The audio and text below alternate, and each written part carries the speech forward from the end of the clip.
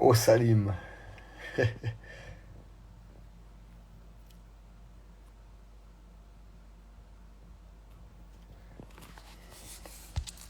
Salut tout le monde. Coucou. En attente un petit peu des connexions des uns et des autres. Essayer de discuter un petit peu. Mais dans le Lillois. Je sais que ça va pas te plaire que je dise le Lillois, mais bon. Un mec de Lille pour moi. De Roubaix. Ah, il y a Coach Filou. Coach Filou, il est là.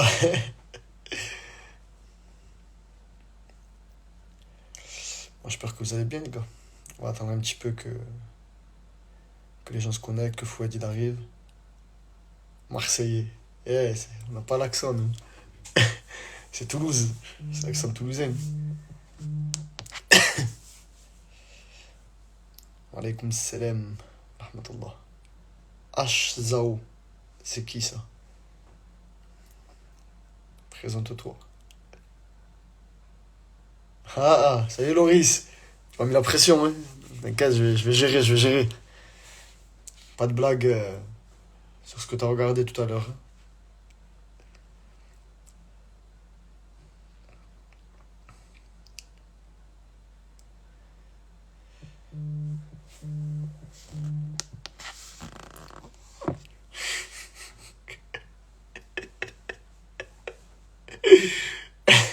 C'est ça basique avec Coach Filou. Ajoutez-le Filoche.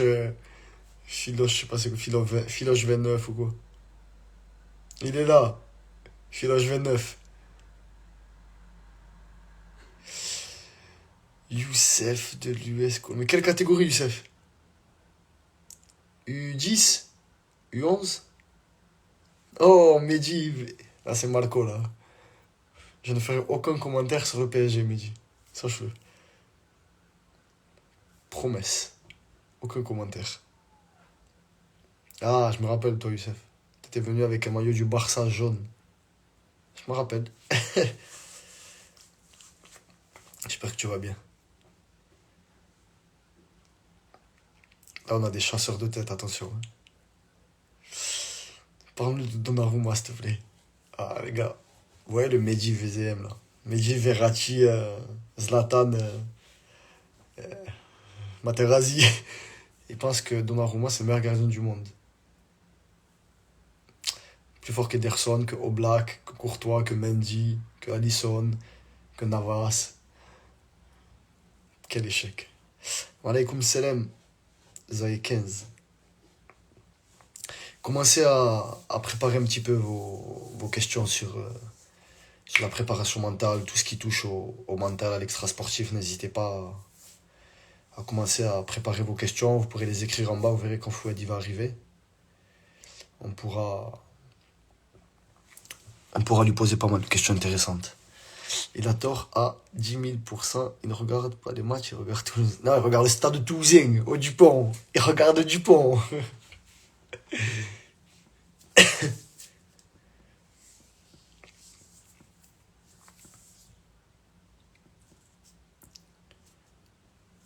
Tiens, j'ai une petite question à vous poser.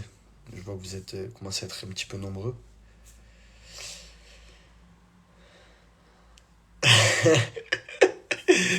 Tu veux le secret, Filoche? Tous les matins, 11 h à la salle.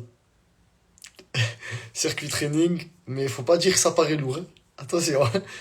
Non, pour vous, les gars, c'est quoi le mental? Donnez-moi une petite définition. Pour vous, une petite définition de c'est quoi le mental dans le football. Tranquillement, avec des mots, juste des petits mots-clés. C'est quoi le mental?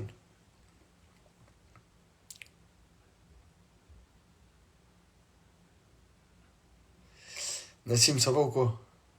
Real Barça. Ah, Barça, Barça. Ici, c'est Team Barça, désolé. Même si on respecte Benzema. La gestion des émotions. Ouais.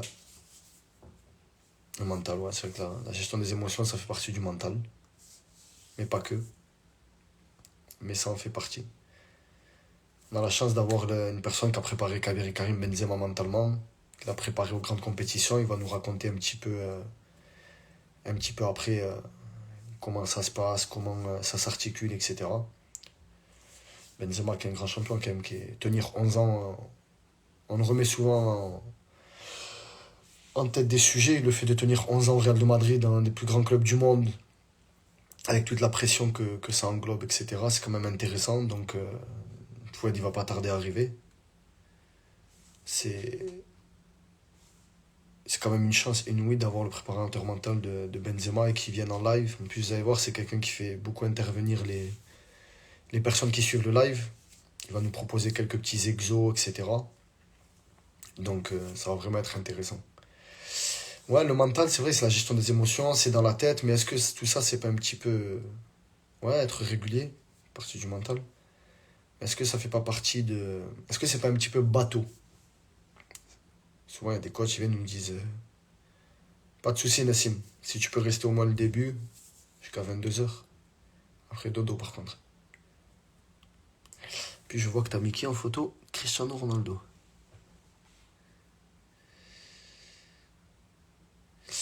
J'estime à combien de pourcentage la part du mental dans la réussite d'un joueur? Franchement, c'est une bonne question, mais je pense qu'elle est. Je vais garder cette question pour la poser à Fouad. Et j'irai plus loin qu'un joueur, je dirais même d'un sportif, parce que je pense que le pourcentage il varie d'un sportif à l'autre, et surtout avec l'approche d'un événement ou pas. Est-ce que la question c'est sur le long d'une carrière ou la préparation d'un événement? Est-ce que c'est un sport collectif ou un sport individuel? Bon, là, bien sûr, on va essayer de rester au maximum dans le football, sur tout ce qui va être touché, entre guillemets, à la préparation mentale. Mais, ouais, ça serait compliqué quand même de mettre un pourcentage dessus. Je pense que ça varie d'une personne à l'autre. Ça varie par rapport à. C'est mon avis à moi, hein. C'est en fonction de ce que tu vas vivre un petit peu des épreuves de la vie, ton éducation, le climat dans lequel tu as grandi, etc. Je pense que c'est. Ça varie d'une personne à l'autre sur le mental.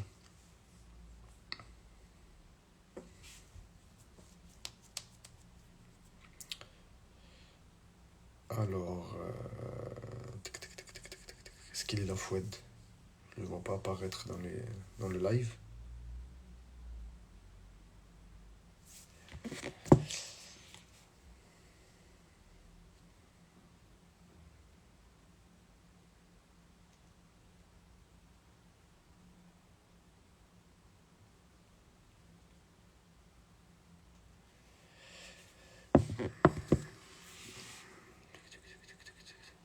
Ah, là, il y a du monde qui commence à arriver un petit peu.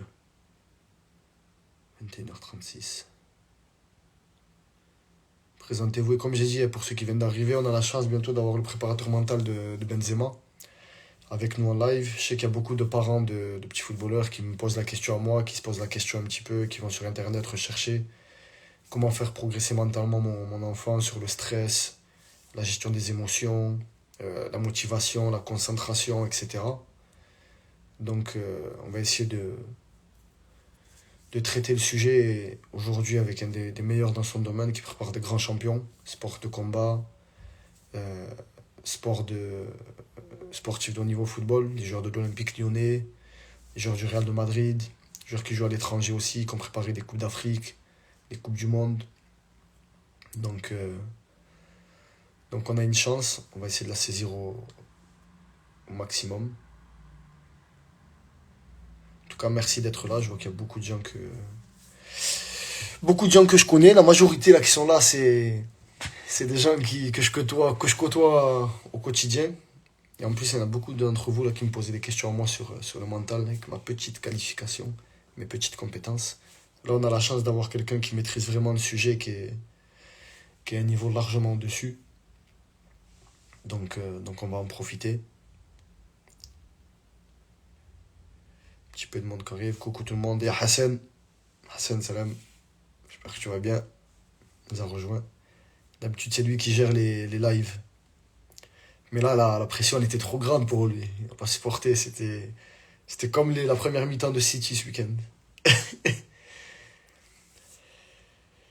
Alors. Je vois du monde qui se connecte. Pareil, beaucoup de monde qui vient d'arriver. N'hésitez pas à poser vos questions un petit peu, à intervenir dans le live.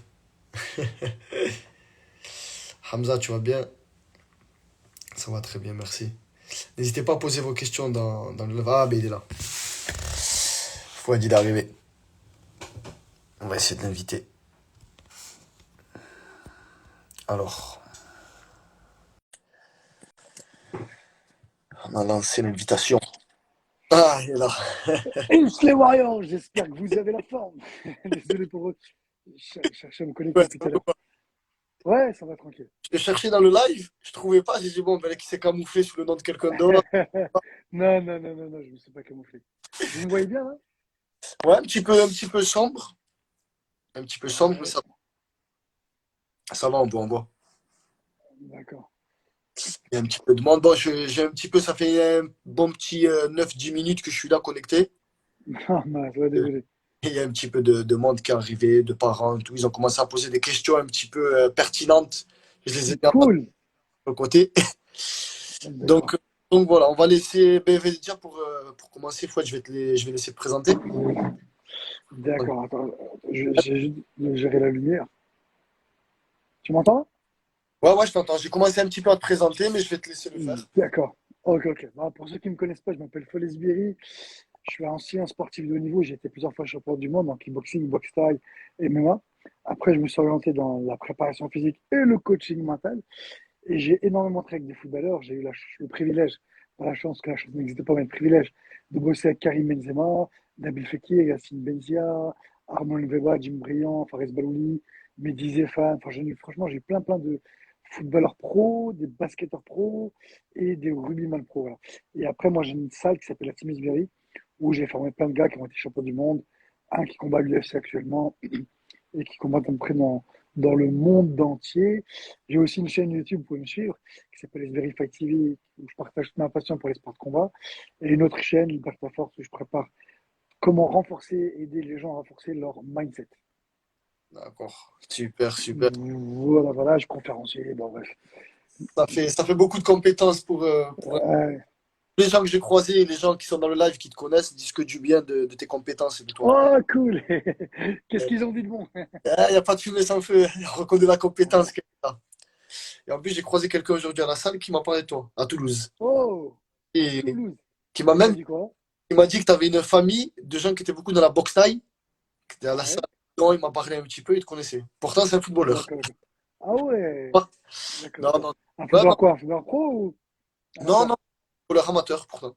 D'accord, d'accord. Footballeur amateur, mais qui connaissait tes compétences dans le domaine. Eh ben, pour présenter rapidement nous, bon, ben, moi, c'est Salim. Moi aussi, je suis un peu coach sportif dans la vie, je m'occupe de petits, anciens footballeurs professionnels. Et aujourd'hui, avec Coach Midad, en fait, Coach Midad, c'est quoi? C'est un petit groupe de personnes. On essaye d'aider au maximum, de conseiller les parents qui veulent aider leurs enfants à réussir dans le football, avec des conseils, que ce soit dans le domaine footballistique directement, ou comme là, tout ce qui va être entre guillemets extra-football, le mental, la tactique, etc., avec des interviews de pas mal de sportifs. Donc pareil, n'hésitez pas à suivre la page Insta de Coach Midad sur Facebook. Il y a une chaîne YouTube aussi. Bientôt du nouveau qui arrive, avec pas mal de vidéos pertinentes sur le football, comment progresser techniquement, tactiquement. Et là, avec le live avec Foued, pourquoi pas progresser mentalement. Et on va rentrer direct dans le sujet, Foued. C'est comme je disais un petit peu avant, la question elle est dure, mais qu'est-ce que vraiment le mental? Ah, c'est une très bonne question. Moi, je vais d'abord poser une question à tout le monde. Si on pose la question à n'importe qui, et récemment, j'avais fait poser la question à Benzema, j'avais fait un live avec lui, et je lui ai demandé qu'est-ce qui est la chose la plus importante. Et qu'est-ce que vont dire la plupart des gens? Faut Ou être fort. quasi total. Hein? Peut-être les gens utilisent faut être fort mentalement. Exactement. Et pourtant, qui c'est qui cherche à travailler? Aujourd'hui, tout le monde cherche à travailler son physique, sa technique, sa tactique. Mais après, on sait que le mental, c'est ce qui fait la différence. Et aujourd'hui, pourtant, il y a très peu de personnes qui travaillent. En tout cas, en France. Je pense qu'en France, on a beaucoup de retard. Et donc, la question, c'est est-ce qu'on peut devenir beaucoup plus fort grâce au mental? Et donc, la réponse, elle est évidente. C'est fois 10, fois 100. Je pense que ça va être difficile à quantifier parce que c'est propre à chacun. Mais aujourd'hui, le mental, il va vous permettre de vous entraîner beaucoup plus dur, d'être beaucoup plus discipliné, d'apprendre plus vite, d'emmagasiner, de gérer vos émotions, de travailler votre confiance, d'enlever vos peurs, vos doutes, vos freins psychologiques.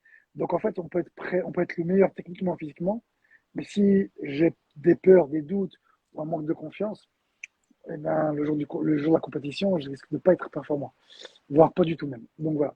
Maintenant, c'est une très bonne question. Qu'est-ce que le mental? Eh bien, ce que je te propose, c'est qu'on leur pose à eux et dites-nous vous dans les commentaires qu'est-ce que c'est pour vous le mental. En quoi le mental est vraiment important? Qu'est-ce qu'on appelle développer son mental ou ses forces mentales? Alors là, Eh, on a une première réponse qui émerge, la faculté à se dépasser, dominer ses émotions. ouais, entre autres, ok, super, très important, ouais. Tout à l'heure, Quoi d'autre? on a eu la gestion des émotions. Exactement. Donc, on te dit gestion des émotions, c'est-à-dire la peur, le stress ou aussi la colère. Des fois, on a raté une occasion, on a subi une injustice par un arbitre ou une faute, et on peut perdre nos moyens. Donc, en effet, si on ne sait pas gérer nos émotions, eh bien, on peut être beaucoup moins performant. C'est vrai. Ouais, Mental, c'est les émotions, fixer des objectifs. ouais, ce qui a dit ça, c'est très important.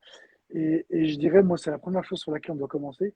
Euh, c'est En fait, aujourd'hui, avoir un mental de champion, bah, chaque champion, il a un rêve, il a une ambition de devenir pro, de devenir champion, ou améliorer son niveau. Mais on peut pas, en fait, on peut pas vraiment développer ses forces, ses capacités si on n'a pas d'objectif. Je veux développer ma force mentale, ma technique, mon physique, mais pour quel but? Donc, celui qui n'a pas d'objectif aujourd'hui, c'est comme dans Walking Dead, je sais pas si tu connais la série, les zombies, et ben en fait, il sait pas où il va, il est perdu, il va se retrouver à un endroit où il n'a pas envie d'y aller parce qu'il ne sait pas où il va. Donc en fait, il va être légèrement ou totalement perdu. Donc en effet, savoir se fixer des objectifs pour pouvoir les atteindre. Est-ce que faut être dans la fixation d'objectifs, on est sur du court terme, moyen terme, long terme, les trois. Comment,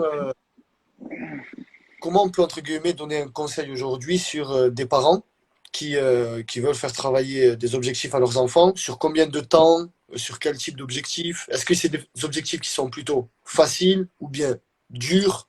Comment on peut parler de ça? En fait, c'est une très bonne question. Et en fait, ça dépend déjà de quel est ton objectif final. Quelle est ta mission de vie ou vraiment ce que tu veux. Si c'est un objectif de, bon là, je voudrais juste perdre des kilos, bon, on est d'accord, c'est un objectif sur du court terme. Donc bah là, c'est court terme direct. Mais pour les parents qui nous écoutent, si leurs enfants veulent devenir professionnels, et d'ailleurs, pas plus tard que ce matin, j'ai accompagné, non, c'était hier. Hier, j'ai accompagné un jeune de l'OL qui joue à l'OL et qui va devenir apparemment une future crack et je l'accompagnais mentalement. Et pourtant, en championnat de France, c'est le deuxième meilleur buteur du championnat. Mais pourtant, il a besoin de travailler son mental pour encore plus exceller. D'accord. euh, Alors pourquoi je dis ça? Oui. Donc en fait, ce qui est important pour lui, c'est un jeune, il a 17 ans. Mais avant qu'il soit pro, il y a quand même, c'est sur du moyen terme peut-être pour lui. Mais si vos enfants, ils ont 12, 13, 14, 15 ans, ben, leur objectif d'être professionnel, ça va être du long terme. Donc, on part de l'objectif final, qui est devenir professionnel, par exemple, au football. Ok, donc ça, c'est le long terme, donc dans 4, 5 ans, 6 ans, je ne sais pas, tout dépend de l'âge qu'ils vont avoir. Donc après, quelle est l'étape supérieure? Ben, l'objectif moyen, ben, peut-être, c'est d'intégrer un centre de formation professionnelle ou de trouver un agent. Et après, le court terme, peut-être, ça serait déjà d'augmenter toutes ses capacités. Quelqu'un qui manque de puissance, qui manque de vitesse, qui manque de mental, qui est peut-être dans un club qui est moyen ou qui ne lui convient pas, bah, peut-être pour lui, ce serait déjà d'aller chercher un club au-dessus. Et donc, en fait, de l'objectif final, et on part toujours de l'objectif final, on va essayer de le découper en plein de sous-étapes. Et plus vous aurez des étapes, et plus vous aurez des chances d'atteindre votre objectif. Si on parle, on peut donner l'exemple de quelqu'un qui, je ne sais pas, bah, pour mon cas, moi, quand j'ai décidé d'être champion du monde, ou en tout cas j'avais un rêve de devenir champion du monde, il s'est passé 10 ans. Donc 10 ans, il faut patienter, faire des sacrifices, faire des efforts. Mais pour être champion du monde, il y a plein d'autres étapes avant. Être champion de France, être en équipe de France, gagner peut-être un champion d'Europe, gagner des pointures. Donc en fait, et pour gagner, être champion de France, bah, qu'est-ce qu'il faut que je fasse? Quel programme? Comment je dois m'entraîner? Donc en fait, bah, comme tu l'as dit, en fait, c'est assez long. Mais si vous le découpez vraiment tout petit, eh bien, en vrai, vous allez vous apercevoir que c'est largement accessible. Et surtout, vous aurez un moyen d'évaluer chaque année, chaque saison, tous les 6 mois, par mois. Après, ça va de voir. En plus, Est-ce que j'ai répondu à la question? ouais, non, c'est clair. En plus, ce qui est intéressant dans la fixation d'objectifs comme ça, avec plein de micro-objectifs, c'est que pour la confiance, c'est quand même bien parce que ça permet en fait de systématiquement se valoriser, se dire que j'ai atteint des petits objectifs, plutôt qu'avoir un seul objectif qui est parfois irréalisable. Parfois, ça peut arriver où on a des doutes, comme tu l'as dit tout à l'heure. Et c'est vrai que le fait de découper les choses, même pour la confiance et l'envie, la motivation, ça nourrit quand même le cerveau et l'envie. Ouais. Mais après, maintenant, si que vous soyez parent ou si vous voulez atteindre l'objectif, aussi, la deuxième question qu'il faudra vous poser, c'est pourquoi vous voulez atteindre cet objectif? Pourquoi c'est important pour vous? En fait, c'est pour ressortir toutes les valeurs profondes, voir si vous êtes aligné et si c'est vraiment important. Et si la réponse, elle est ouais, c'est vraiment important pour moi, capital, vital de réussir cet objectif, et bien à partir de là, vous allez pouvoir ressortir toutes vos forces, toute votre énergie et donc décupler votre motivation. Si vous activez pas ce pourquoi, puissant comme disent certains, eh bien, bah, très vite, votre motivation, en fait, elle va chuter. Donc, c'est vraiment se rappeler au quotidien pourquoi vous voulez devenir champion, pourquoi c'est important pour vous, et qu'est-ce que vous êtes prêt à mettre comme temps, comme énergie, comme argent pour y arriver. Et je parle de temps parce que dès qu'on va atteindre l'objectif, quoi qu'il arrive, ça prendra du temps.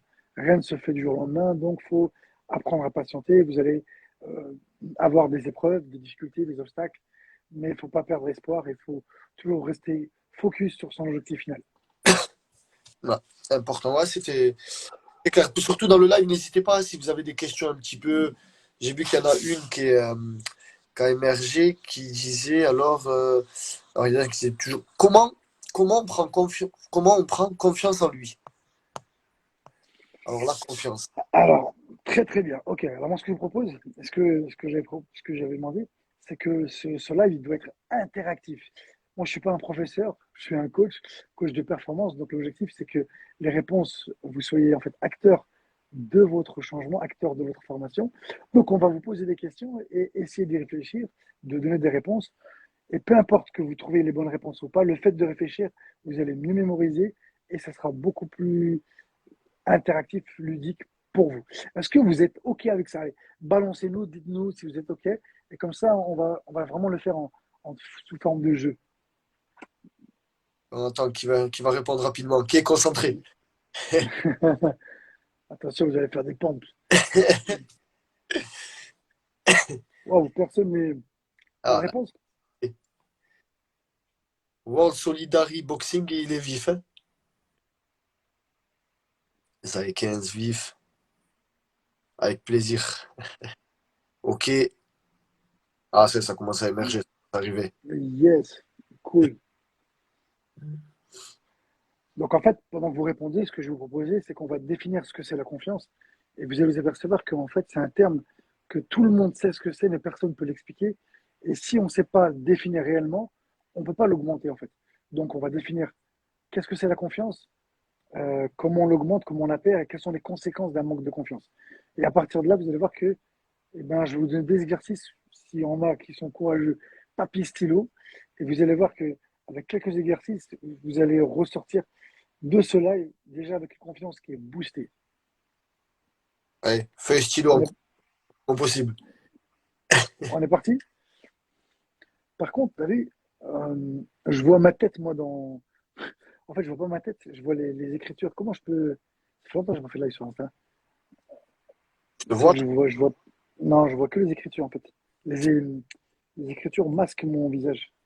Donc, j'arrive pas à voir si je suis trop proche, pas assez. Non, moi je te vois normal. Non, c'est en fait, moi, je vois. Bah, c'est pas grave. Attends, si je fais ça. Non, non. Hop, hop. Bon, c'est pas grave. Alors, qu'est-ce que c'est la confiance? Allez, go, c'est parti. On vous laisse 1 minute pour répondre. Selon vous, qu'est-ce que c'est la confiance? Et vous allez voir que si on pose la question à 100 personnes, 100 personnes vont donner une définition qui est différente, même si tout le monde sait plus ou moins ce que c'est. Et je dis bien plus ou moins. Et quand vous saurez ce que c'est vraiment la confiance, à partir de là, vous allez pouvoir travailler sur les leviers pour l'augmenter, la booster et ne pas la perdre. Et si jamais un jour ça arrive, pas de problème. Pour toi, qu'est-ce que c'est la confiance, coach? Pour moi, c'est la confiance, c'est un sentiment de force interne Ouais, ouais, où je me sens comme dans mon élément et j'ai tout mis en application pour être au max de ma concentration et de mon estime de soi à un moment précis. d'accord. Alors, toi, tu parles d'estime de soi. Et alors, quelle est la différence entre estime, confiance et affirmation de soi? Est-ce que tu fais la notion entre la différence entre les trois? Parce que il y a une limite, C'est une mais pourtant subtilité. c'est différent. Subtilité. Alors là, ce qui revient beaucoup, Fouette, c'est être serein, croire en soi, oser faire ce que les autres ont peur de faire. Ah, mais croire en soi ou avoir confiance en soi, c'est pareil. On est Croire beaucoup en quoi, en fait? être sûr de soi, avoir Sur de conscience, soi, c'est pareil. avoir conscience de ses capacités. Ah, là, c'est intéressant. Là, c'est intéressant. Alors, pour vous imaginer un peu, imaginez-vous, alors, imaginez-vous que je suis pilote d'avion, que je suis sur un, je sais pas moi, sur un jet privé, et je vous dis, tiens, ok, est-ce que tu veux prendre le manche? Mais je vous dis, mais attention, si jamais tu te loupes la moindre erreur, on est mort. Est-ce que vous allez prendre le manche? La réponse, elle est normalement, si vous n'êtes pas suicidaire, non. Ok. Par contre, si je vous dis, ok, très bien, maintenant, vous êtes entraîné pendant 6 mois, pendant un an, avec des pros, dans des, dans des simulateurs compagnie, là, donc vous avez appris à faire par l'entraînement, et que vous revenez. Et je vous dis, est-ce que tu prends le manche? La réponse serait, forcément, Ben oui, on augmenterait les chances de oui. Donc, qu'est-ce qui a changé entre le premier et le deuxième cas? la confiance, j'ai plus confiance La en moi. confiance. Ouais, mais qu'est-ce qui t'a donné confiance en toi? Des capacités, le fait que j'ai côtoyé Les des... capacités. C'est parce que l'entraînement, en t'entraînant, tu as développé des compétences, des capacités. Et donc, avoir confiance en soi, écoutez bien, notez cette formule, c'est avoir donc des capacités, donc c'est avoir des capacités, mais les reconnaître. Pourquoi? Parce que des fois, vous allez trouver des gens qui peuvent être bons au football, bons dans le dessin, je sais pas, qui sont bons dans un domaine, mais eux, ils disent, ouais, non, mais ce que je fais, c'est nul. Donc, malgré que les gens leur disent qu'ils sont bons, eux, ils n'y croient pas, donc ils ne reconnaissent pas leurs propres capacités, donc ils ne vont pas avoir confiance en eux. Et des fois, c'est l'inverse, c'est des gens qui sont nuls dans un domaine, mais pensent qu'ils sont bons, donc ils vont s'attribuer des compétences qu'ils n'ont pas, et ils vont avoir confiance en eux. Et puis des fois, c'est l'inverse, il y a aussi un autre cas qui pourrait être négatif, c'est des gens qui ont confiance en eux, mais un peu à l'extrême. Ils sont tellement sûrs d'eux qu'ils vont faire des bourdes et vont pas être assez vigilants. Et donc là, ça peut être préjudiciable. Donc maintenant, à l'avenir, si on vous pose la question, c'est si vous entendez quelqu'un vous dire, moi, j'ai pas confiance en moi, bah, vous pourrez lui dire quoi comme réponse? Est-ce qu'il doute de ses capacités? Bah, non, ça veut dire que c'est impossible. C'est-à-dire que forcément, il y a des capacités, il y a des choses où il est bon. Forcément, il y a des choses sur lesquelles il sera confiance. Pour conduire, je sais pas moi, parler avec des gens, bricoler, jouer à la console. Il y a plein de choses, écrire, travailler, il y a plein de choses sur lesquelles il est en confiance. Et d'autres où il l'est pas. Pour mon exemple à moi, bah, moi, si jamais ma voiture elle tombe en panne, tu peux être sûr que je vais pas ouvrir le capot. J'ai pas confiance en ma capacité à trifouiller ou même bricolage. Donc, je vais rien faire. Et tu as des autres qui sont tellement débrouillards que eux, même s'ils y connaissent rien en mécanique, mais ils savent qu'ils ont des capacités à apprendre vite ou à se débrouiller en bricolage. Donc, ils reconnaissent des capacités. Donc, eux, ils vont ouvrir le capot, ils vont tout démonter, même s'ils ne l'avaient jamais fait. Parce qu'ils pensent qu'ils ont des capacités à s'adapter. Et c'est ça, en fait, la confiance. C'est juste d'avoir des capacités, mais aussi les reconnaître. Maintenant, quelles sont les conséquences de ça? Les conséquences d'un manque de confiance, c'est la peur de ne pas passer à l'action, c'est le doute, euh, c'est le fait de spolier, d'avoir des négatifs. Et du coup, quelqu'un qui manque de confiance en lui, il aura une attitude d'un gars qui est hésitant, et forcément, il va augmenter ses chances d'échouer. Alors après, moi, j'ai une définition, vu que je suis croyant. Alors, je ne reconnais pas, mais je n'ai pas confiance en moi. J'ai confiance en les capacités que Dieu m'a données. Voilà, si on veut être plus précis, pour moi, c'est important. Donc, je dirais, je reconnais les capacités que Dieu m'a données. Parce que moi, je suis qu'un être, un microbe, qui je peux faire ce que je veux. Donc, je reconnais juste des capacités que Dieu m'a données et ces capacités-là me poussent à faire des choses. Je ne sais pas si c'est clair pour vous. Ouais, c'est... Comme moi, c'est clair. Les gens dans là, je pense que c'est clair. Les gars, n'hésitez pas à intervenir, à poser vos questions, à intervenir. Et, Fouad un et petit donc, peu la confiance. et donc maintenant, on peut leur donner un petit exercice si vous voulez bien. Donc, qui est chaud pour faire un petit exercice qui va durer 2 3 minutes pour que vraiment vous partez avec, boum, avec une petite confiance qui soit un petit peu boostée. Et ça fait toujours du bien. Même si vous êtes déjà en confiance, croyez-moi, ça c'est jamais assez. On peut toujours en avoir besoin. Je lis pas, j'arrive pas à lire moi ce qu'ils répondent les gens.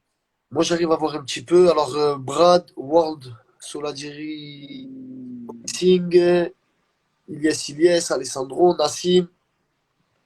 Il y a un petit peu de monde qui vient, qui part. Mais il y a des gens, ils sont chauds. Ils sont chauds pour faire un petit jeu. Il y a Ilyes qui te dit Fouad, ça va. Ah d'accord, ok.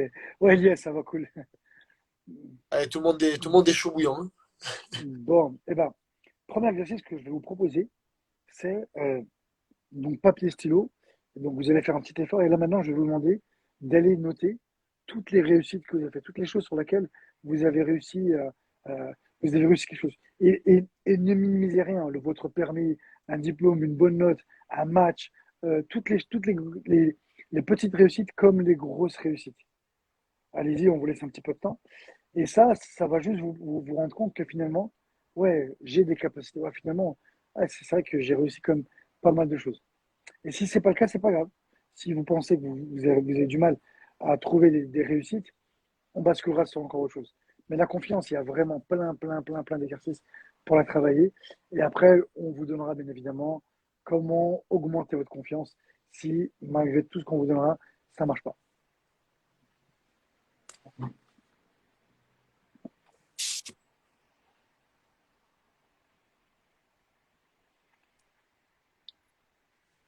Ils le font à ton avis? Ah, ils sont en train d'écrire. Et là, ils sont Ouais, cool. partis dans le plus profond de leur cerveau chercher des buts qu'ils ont mis dans leur jeunesse, des combats gagnés. Et une fois que vous avez fait ça, c'est pas fini. Une fois que vous avez réussi, donc par exemple, je vais dire n'importe quoi, ok, j'ai réussi à faire un marathon. Bien après, je vais transformer en fait ça en compétence. Donc, je vais faire une phrase de OK. Donc, j'ai réussi euh, à, à- à développer ma détermination ou ma soif de réussite ou ne pas lâcher. Donc, en fait, une fois que vous avez réussi, vous allez avoir des qualités forcément que vous allez pouvoir associer, allier euh, avec la réussite que vous avez. Donc, qu'est-ce qui fait que vous avez réussi ce jour-là? Donc, peu importe ce que c'est votre réussite. Et là, vous allez transformer, donc vous allez trouver la qualité. Et une fois que vous avez trouvé la qualité, donc voilà, j'ai réussi à faire mon marathon parce que j'ai activé ma détermination, je voulais vraiment y arriver, c'est important pour moi. OK. Et bien après, vous allez faire un transfert. OK, vous allez dire, bah, maintenant, j'utilise ma détermination et après pour votre objectif. Et en gros, c'est juste vous faire remarquer que chaque être humain, en fait, on a tous des compétences, on a tous des qualités. Simplement, il y en a beaucoup qui ne les voient pas, qui sont peut-être trop dans un état négatif et qui n'arrivent pas à le voir, ou d'autres, même s'ils sont positifs, ben, ils en sont pas forcément conscients. Et l'idée, en fait, c'est juste à chaque fois que vous avez fait réussir, vous mettez une qualité, votre plus beau match, votre meilleur match. Qu'est-ce qui fait que vous avez fait votre beau match? Parce que ce jour-là, j'étais heureux, j'étais souriant avant de monter, j'étais de bonne humeur. Bref, eh bien, vous allez trouver et vous allez pouvoir faire plein d'associations. Et comme ça, vous allez trouver plein de capacités que vous avez en vous et que ce que vous avez réussi à faire avant, vous allez pouvoir utiliser ces mêmes compétences, ces mêmes qualités pour votre avenir. Ça veut dire que Fouad, si je peux, là, ce que tu conseilles par exemple à ça, c'est pratiquement de faire de l'imagerie mentale Exactement. sur un moment positif ou quelque chose où entre guillemets, j'excelle pour faire remonter ma confiance dans un autre domaine ou dans ce domaine. Pas forcément exceller. Juste, j'ai réussi des choses, toutes les choses que moi j'estime avoir réussi. Ok, donc je vais le noter. Une fois que j'ai noté ma réussite, bah voilà, j'ai n'importe quoi. J'ai eu 18 en maths, il y a des jeunes. Tu vois, ok, bah qu'est-ce qui fait que tu as eu 18 en maths? Bah parce que j'ai bien révisé, j'ai bien travaillé. Ok, donc qu'est-ce que tu peux mettre comme qualité? Eh bien, en vrai, si je travaille, je peux avoir des bonnes notes. Donc si je m'entraîne, je peux avoir un bon niveau. Donc en fait, c'est mettre en valeur, réveiller que cette personne peut travailler quand elle veut, quand elle se met, quand elle se donne les moyens, et quand elle travaille, eh bien, elle peut atteindre elle peut atteindre des bons résultats. D'accord. Et on peut faire après, voilà. Et après, on peut faire le chemin inverse. Imaginez-vous maintenant sur quoi vous avez échoué, donc tous les échecs que vous avez eus, eh bien, vous allez noter à côté, qu'est-ce que vous avez appris de votre échec? Ok, j'ai eu 5 en maths parce que j'ai pas révisé, parce que j'ai répondu trop vite, parce que j'étais trop lent. Ok, donc qu'est-ce que tu apprends? Bah, j'ai appris que finalement, il fallait que je travaille plus, que je prenne mon temps pour lire mon texte, que je réponde plus vite. Bref, tous les échecs qu'on a eu, en fait, à un moment donné, ce qui est important, c'est d'en tirer une leçon, quelle qu'il soit. Et même si malheureusement, des fois, vous aviez une opportunité, vous l'avez échoué et qu'elle ne se représentera pas, c'est pas grave. Malgré tout cet apprentissage que vous aurez, vous pourrez le transférer pour d'autres compétences. En fait, on peut tout transférer, car nos forces mentales, nos capacités, nos qualités, elles sont en nous. Et on pourrait les utiliser pour n'importe quoi, dans n'importe quel domaine. C'est ça qui est important, en fait, de retenir. Je ne sais pas si c'est clair pour toi, si c'est clair pour vous. Peut-être Les que je parle trop vite ou je donne trop d'infos. Donc gars, dites-le moi. Des fois, je m'emballe. la team qui est connectée, est-ce que c'est clair? Il y a la question qui revient beaucoup sur autour de la confiance, Fouad. C'est Ouais. quand un coach ne te fait pas confiance? Ah bah, si un coach ne me fait pas confiance, eh ben c'est génial en fait. C'est génial parce que le point positif, c'est que je vais me servir de son manque de confiance pour me, pour, pour me booster. En fait, cet obstacle, je vais m'en servir comme une opportunité, comme un tremplin, moi, pour encore en faire plus et pour lui démontrer qu'il se trompe. Ok, t'as pas confiance, bah, c'est pas grave. À moi de faire en sorte de te donner la confiance. Malheureusement, dans le football, c'est des fois un peu délicat parce qu'il y a des coachs, il suffit qu'il n'aime pas ta gueule, il n'aime pas ton style de jeu pour qu'ils te mettent un petit peu à l'écart. Bah, c'est pas grave. Malgré tout, la seule chose que vous maîtrisez dans ce monde, on peut contrôler que trois choses. Qu'est-ce qu'on peut contrôler dans la vie de tous les jours? Et quand vous allez comprendre ça, ce qu'on appelle les cercles de contrôle. Dans notre vie à nous, on peut contrôler que trois choses. Je vous pose la question, vous voulez répondre ou vous voulez que je vous donne les réponses?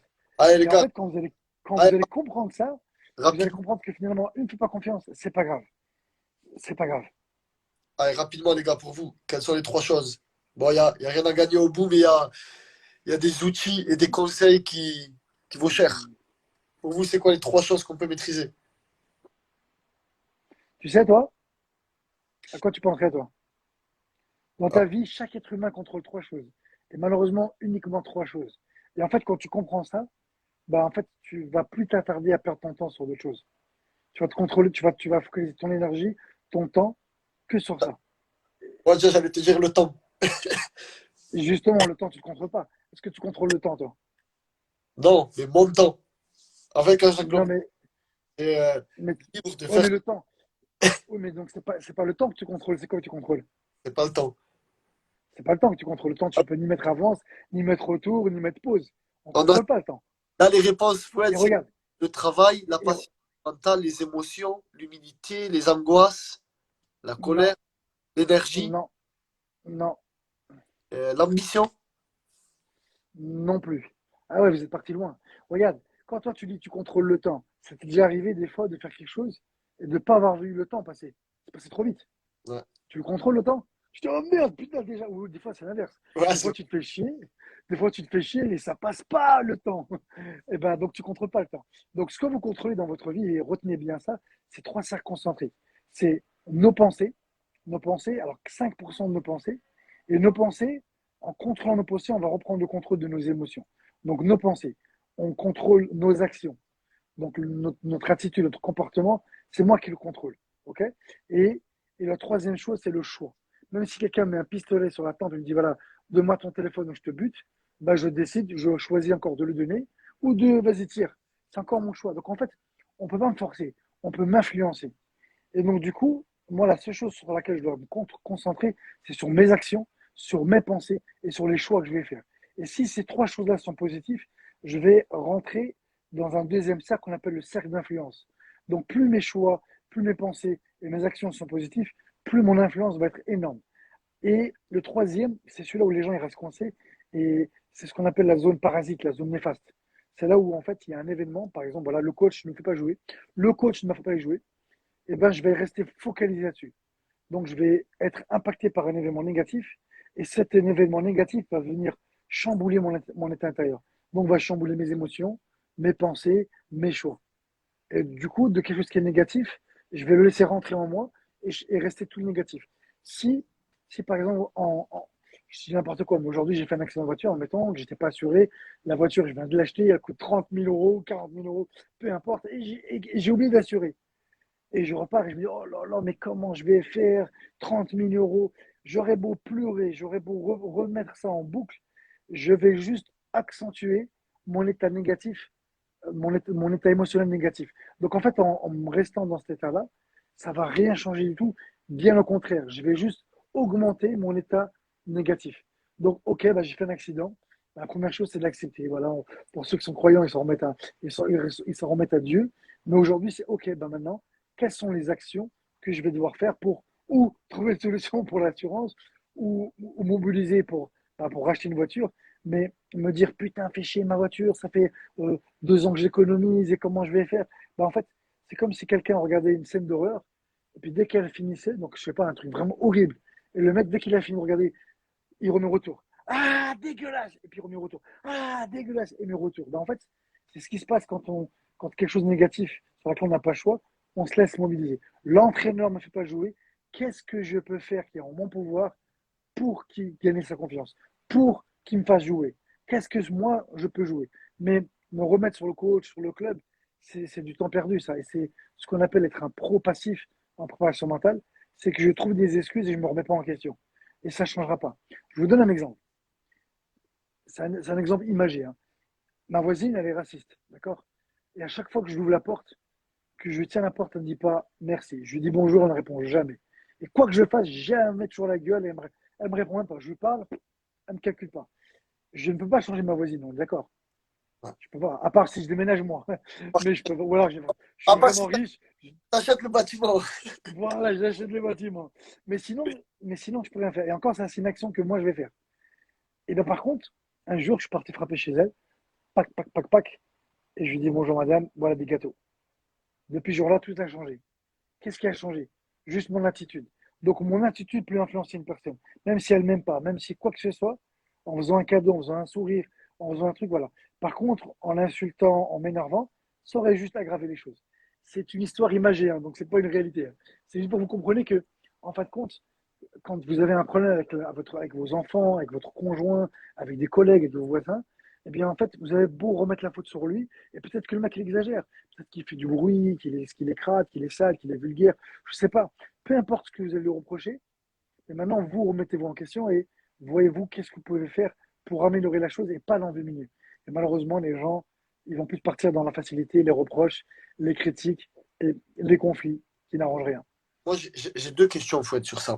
Allez, Déjà, vas-y. c'est pas une question, c'est est-ce qu'il n'y a pas une difficulté aussi aujourd'hui pour les enfants, beaucoup, parce que coach Minad, voilà, c'est des conseils pour les enfants, à switcher rapidement en fait d'une situation négative. Le coach ne me fait pas jouer, boum, je switch, je le transforme en c'est pas grave, je vais lui prouver quelque chose.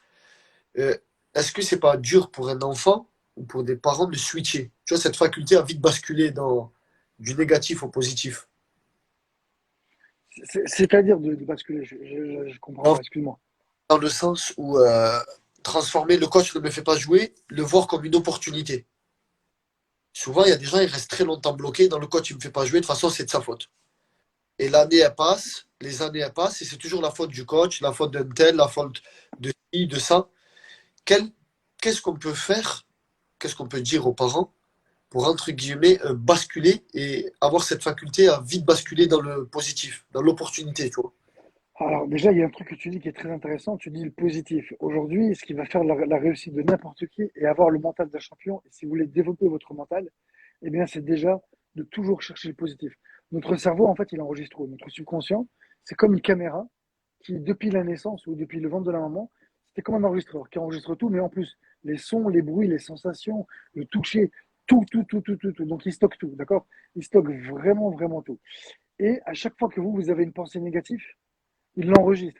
Et donc, en fait, à un moment donné, vous allez créer une connexion négative, et à chaque fois que vous allez avoir des connexions négatives, à force d'en avoir, eh ben, vous pouvez basculer à avoir plus de négatif que de positif, et vous allez devenir pessimiste.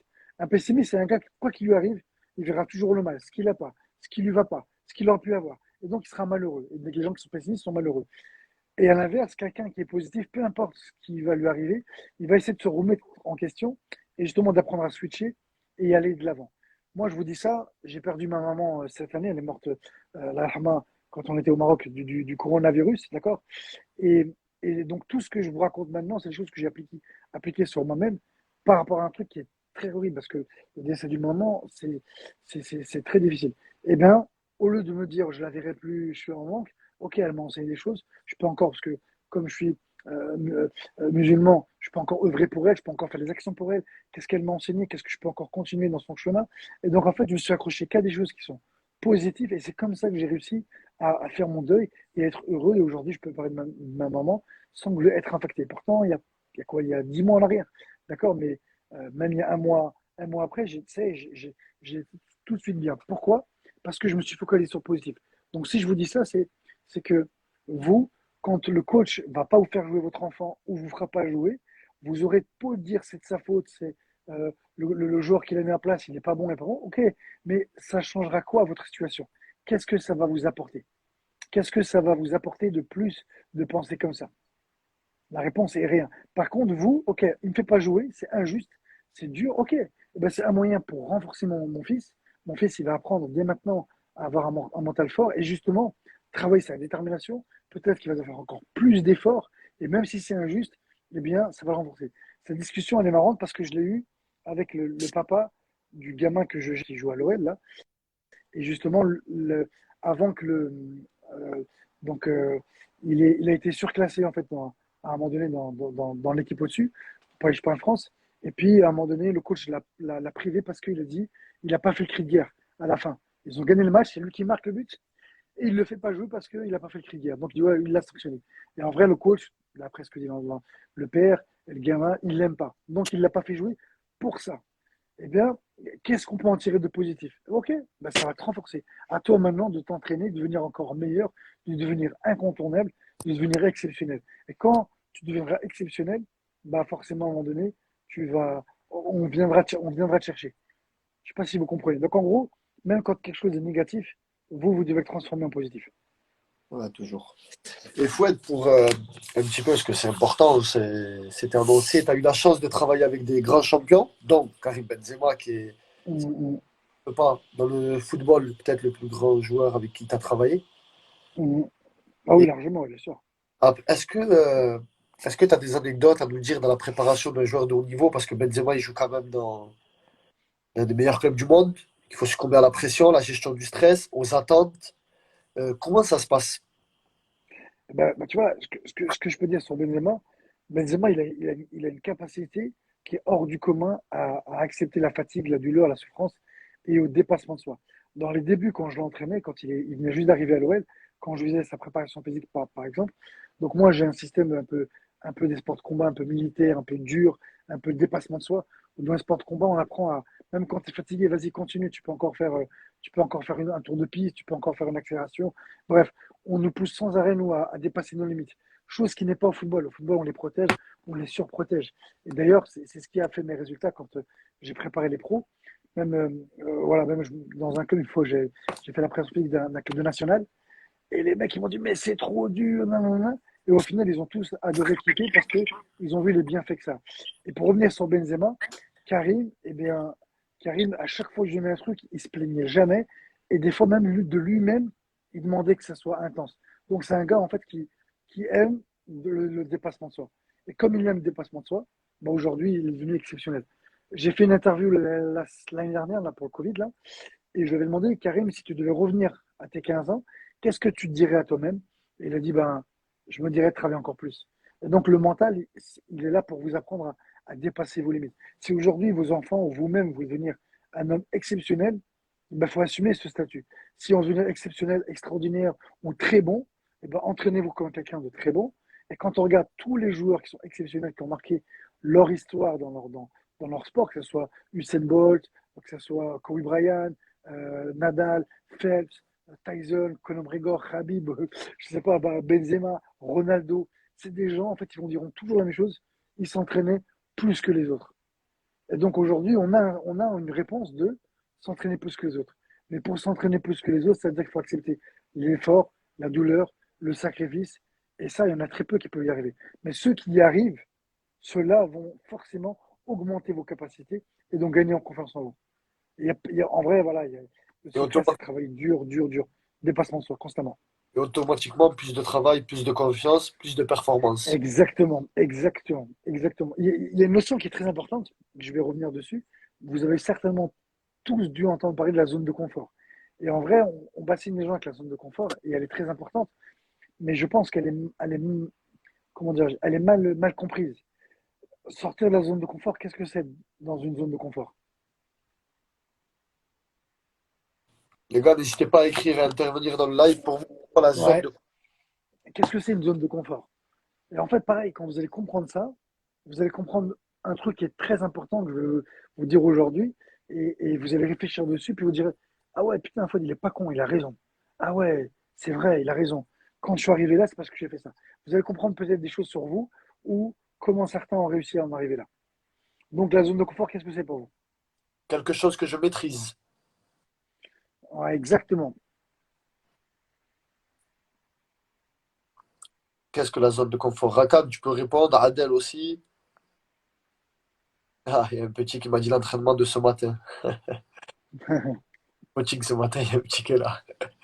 Un exercice où tu es plutôt à l'aise dans le domaine, plus dans une habitude.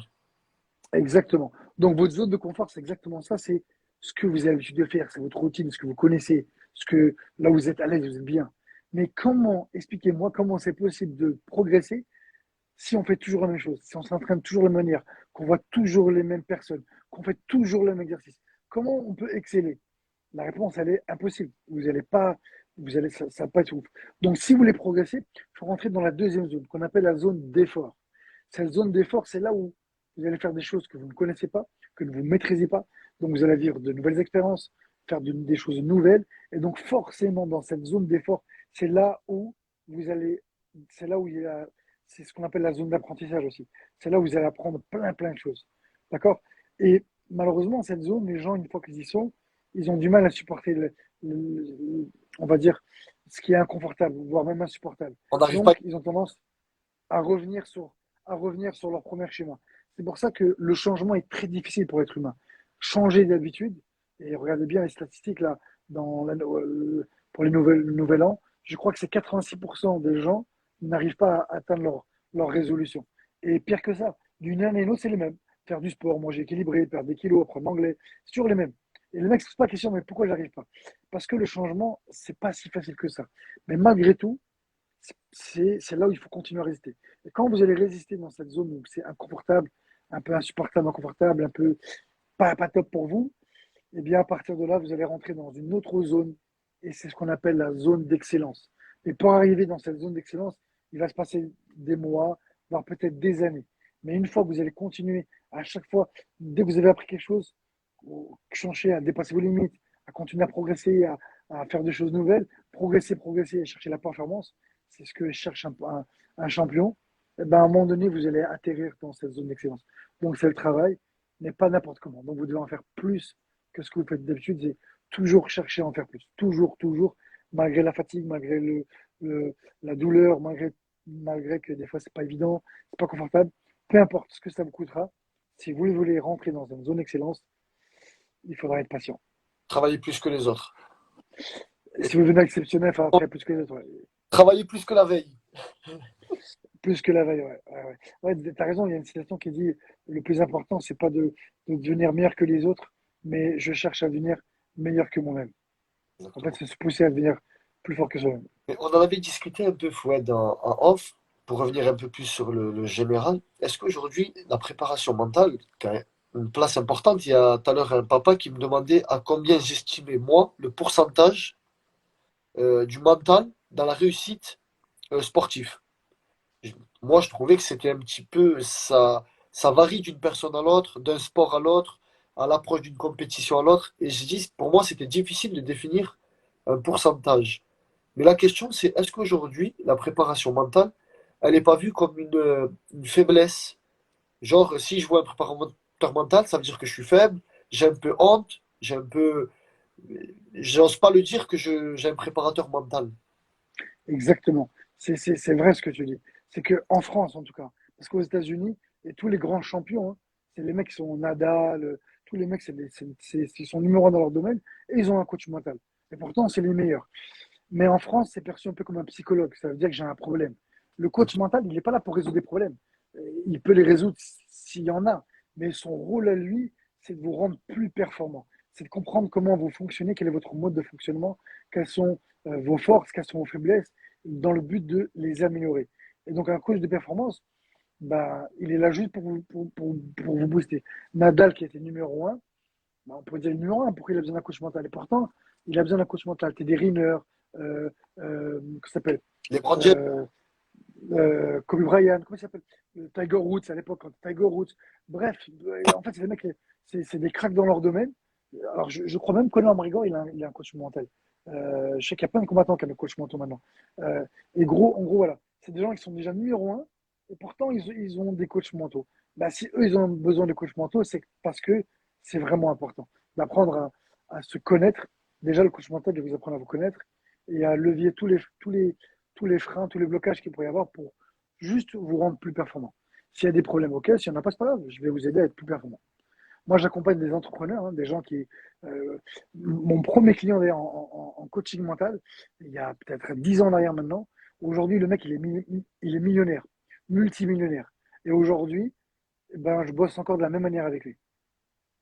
Voilà. Bon, c'est devenu maintenant un ami. Et pourtant, il a réussi. Il est dans le futur, le mec, mais vraiment dans le futur, hein. Bah, pourtant, il fait encore appel à mes services. Hein, comme quoi, ça veut dire, Ouais. en même temps, est-ce que le fait qu'il ait pris un coach mental au début, qu'il a fait performer et devenir ce qu'il est aujourd'hui? Lui, c'est la réponse, elle est claire et nette, hein. Lui, je l'ai vraiment, vraiment, vraiment, vraiment accompagné, vraiment aidé. Mais il pourrait dire, c'est bon, maintenant, c'est bon, j'ai plus besoin de toi. Mais non, il estime que il a encore besoin de moi. Alors moi, pour répondre à la question, moi, je dirais que le mental, c'est 80% de la réussite. Parce que 80%. pour moi, le mental, ouais. Pourquoi? Bah, regardez bien. Tout le monde, je sais pas s'il y en a, ils se rappellent de Gourcuff, Johan Gourcuff, Pas de Gourcuff. qui joue à Bordeaux à l'OL. Eh ben lui, je me rappelle parce que c'était l'époque où moi je gérais les joueurs qui étaient à l'OL. Il disait qu'à l'entraînement, c'était un crack, le mec. Super fort. Très, très fort. Mais dès qu'il y avait du stress, nous, où on parlait de lui, il avait des blessures psychosomatiques, je pense. Il s'est blessé lui-même, mais c'est inconscient. Et il perdait tous ses moyens. Pourquoi? Parce que lui, il n'arrivait pas à gérer son émotion. Et d'autres, s'il n'y a pas d'enjeu, ils ne sont pas bons. Il faut qu'il y ait du piment, il faut que ça soit intense, il faut qu'il y ait de l'enjeu pour qu'ils soient performants. Et on appelle ça la zone optimale de performance. Donc, en gros, être bon techniquement, être bon physiquement, c'est bien. Mais si le mental n'est pas là, si je me... Regardez, combien de sportifs, à un moment donné dans leur carrière, des footballeurs, parce qu'ils ont manqué un match, deux matchs, ou parce qu'ils ont des problèmes dans leur famille, ils ont commencé à douter d'eux-mêmes. Et leurs performances, elles ont fait ça.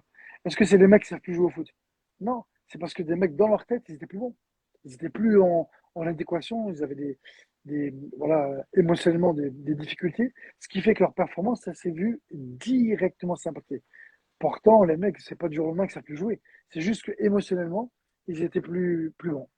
Donc le mental, et le mental, comme je l'ai dit, c'est ce qui va vous permettre vraiment de dépasser vos limites. Donc ouais, très très important. Fouad, pour toi, le mental, il se travaille dès le plus jeune âge? Il n'y a pas d'âge. Il n'y a Y pas a pas- d'âge. Plus tu vas le travailler, mieux tu vas l'appréhender, tu vois. Et mieux c'est, plus tu te renforces. On dit que le cerveau, c'est comme un muscle. Donc plus on travaille, plus il devient fort. Plus on va lui donner des choses à retenir, plus il aura une bonne mémoire. Plus on lui donne, plus il est compétent. Est-ce que le Donc fait, on dit souvent que les joueurs qui arrivent d'Afrique, mentalement, ils sont costauds. Parce qu'ils ont vécu, entre guillemets, dans la difficulté, ils se sont construits un mental. C'est réel, ça? Ou c'est juste un outil de motivation? non, c'est réel. C'est réel parce qu'en fait, quand tu vas t'apercevoir d'une chose, et c'est que pratiquement tous les gens qui sont très très bons dans leur sport, tu t'aperçois que très souvent, c'est des gens qui ont des gros problèmes dans leur vie, qui ont subi des difficultés, et c'est parce qu'ils ont eu des problèmes, des obstacles, qu'ils se sont renforcés mentalement. Ces jeunes Africains qui viennent, eux, ils pètent la dalle. Ils ont faim, ils ont soif de réussite, et dans leur pays, c'est difficile. Donc, eux, ils savent ce que c'est, le travail dur, se déterminer, ils ont une motivation qui est encore plus extrême, mais parce qu'ils ont connu les difficultés. Donc, forcément, ils ont renforcé leur mental. Donc, ouais, moi, je pense que c'est pas un mythe, c'est vraiment réel. Comme c'est le cas aussi des Brésiliens, hein. Les Brésiliens qui sont dans les favelas, c'est exactement la même chose, hein. Donc voilà. Ça ne veut pas dire que quelqu'un qui est issu d'un milieu favorisé ne réussira pas, hein. C'est pas ce qu'on dit. On dit juste que quelqu'un qui a rencontré dans sa vie des problèmes de famille, quels qu'ils soient, ben, ces gens-là, en général, ils ont un mental un peu plus fort que les autres. Là, c'est sûr. Comme, voilà. C'est parce qu'ils eh ben, ils l'ont travaillé, tout simplement. Et à l'inverse, tu as des mecs, hein, comme, regarde, euh, on va donner l'exemple de Conor McGregor, il était SDF. Et donc, il était SDF, il s'entraînait 8 heures par jour. Et parce qu'il était SDF, parce qu'il a galéré comme pas possible, qu'il a vraiment développé cette détermination, ce je lâcherai rien. Et aujourd'hui, ben voilà, il est millionnaire et un champion incontesté, tu vois. Et c'est le cas de Tyson, c'est le cas de plein d'autres sportifs. Est-ce que, j'ai deux questions, Fouad. Est-ce que le fait que toi, je rappelle à ceux qui connaissaient pas Fouad, il doit en avoir très peu dans le live, mais Fouad a été champion du monde 4 fois Ouais. de boxe thaï, donc en sport de combat, qui est un sport individuel. Le foot aujourd'hui, on est rentré quand même dans de l'individualisation, beaucoup, même si c'est un sport Mhm. collectif. Est-ce que Mhm. l'approche de l'événement, c'est-à-dire l'approche d'un combat, l'approche d'un entraînement, l'approche d'un match, est-ce qu'elle est identique à ce niveau-là? Ou est-ce que le fait que c'est un sport collectif, il y a autre chose qui vient? Non, tu as raison. En fait, le fait que ça soit collectif, bah, si aujourd'hui moi je suis pas bien physiquement, mentalement, je peux me cacher derrière mes collègues. Si je suis moins performant, je peux masquer un peu moins. Je, je peux, je peux tricher, on va dire. Je peux arriver à masquer. Mais dans un sport individuel, tu peux pas masquer. Si t'es pas en forme, tu ne donnes pas tout, tu te fais éclater en boxe. Ouais, Tu prends un direct. KO dans un sport de combat ou en tennis ou tout sport individuel.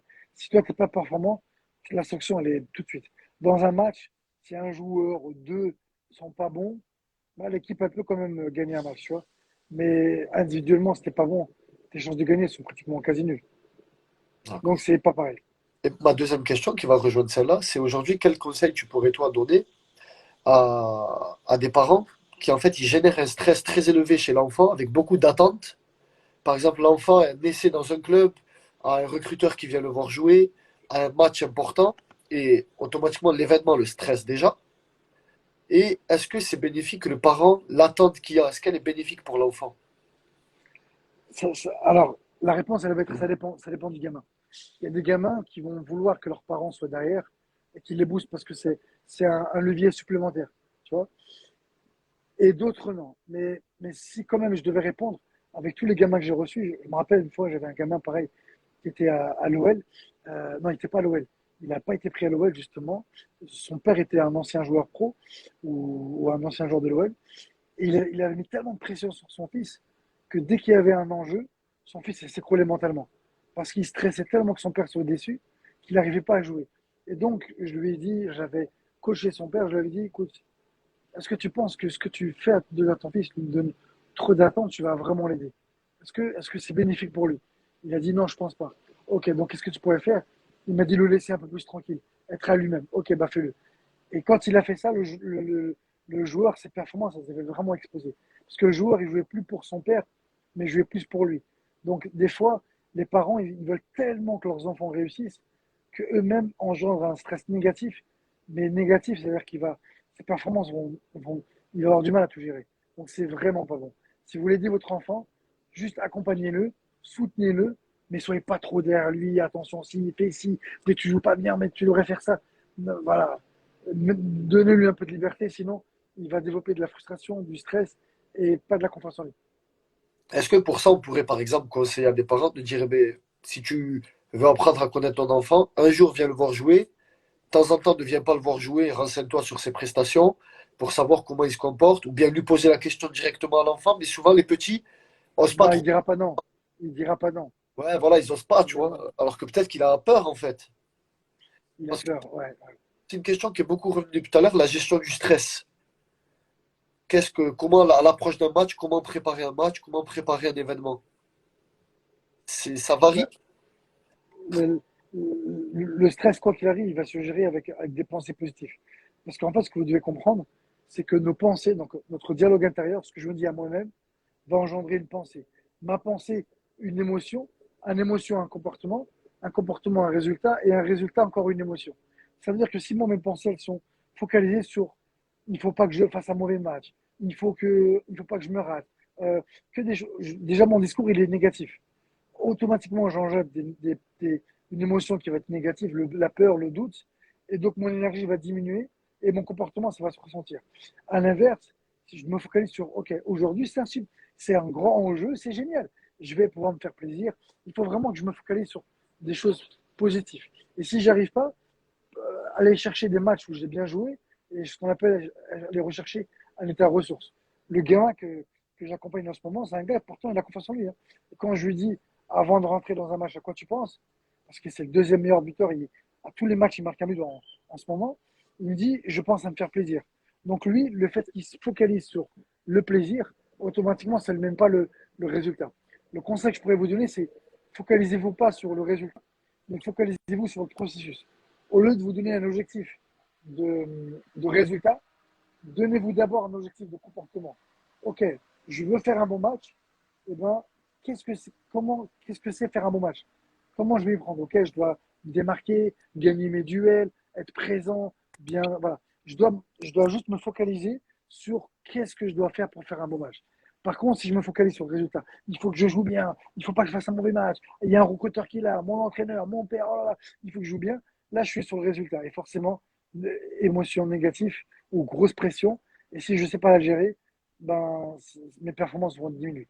Maintenant, si c'est des jeunes qui aiment cette pression, parce qu'il y en a des jeunes qui aiment bien ça, hein, qui aiment qu'on vienne les voir et tout, moi c'est l'inverse. Moi, plus il y avait du monde qui venait me voir, plus je connaissais du monde, plus la salle était remplie, plus je m'excellais. Parce que j'aime le stress, j'aime la pression, j'aime le spectacle, j'aime faire le beau. Donc, donc c'est cool. Donc je suis extraverti. Mais les gens introvertis, des fois, ils n'aiment pas trop. Donc ça va dépendre après du profil de chacun.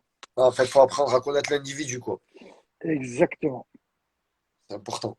N'hésitez pas dans le live si vous avez une ou deux questions, vu que c'est bientôt terminé, on va laisser. Ouais, ouais, exactement. N'hésitez pas si vous avez une ou deux questions pour terminer dans le live, un petit peu quel que soit le sport, petit footballeur, la pression aujourd'hui, tout le monde veut devenir Mbappé, les attentes.